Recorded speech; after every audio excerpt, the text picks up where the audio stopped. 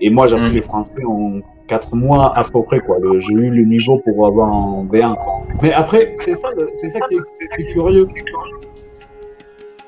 Les gens, ils pensent, enfin, ils me disent, oh, c'est surprenant. Mais tu sais quoi, c'est quoi les secrets? Les secrets, c'est que Pratique. j'avais un camarade qui Oui. parlait, qui apprenait avec moi, et on parlait en français tout le temps. Même si c'était un français très basique, nous, on parlait pas du tout espagnol entre nous. Dès qu'on savait un truc, on l'utilisait. Enfin, c'était horrible de nous écouter parler, hein.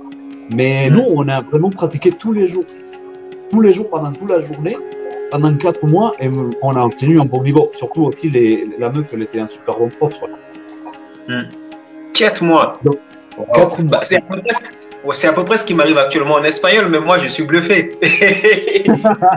J'ai passé des mois à apprendre quand j'étais en France. J'ai même commencé à l'école d'ingé. Des mois, mais je ne progressais pas. Et là, en 2 mois, tu vois, Ouais. je parle espagnol avec des gens. Bien sûr, je fais des fautes, mais j'arrive à parler, les gens me comprennent. Il y a quelques jours, je parlais avec un gars pendant des heures. Les gens me comprennent et je comprends les gens, même si je fais des erreurs.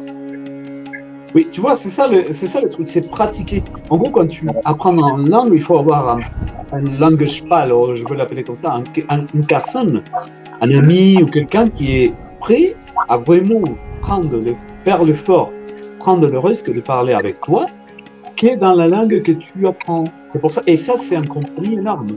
Ça veut dire que vous deux, vous devez avoir le même niveau, déjà pour que vous deux vous compreniez. Parce que sinon, c'est impossible si l'autre personne a un niveau plus grand ou un niveau plus petit.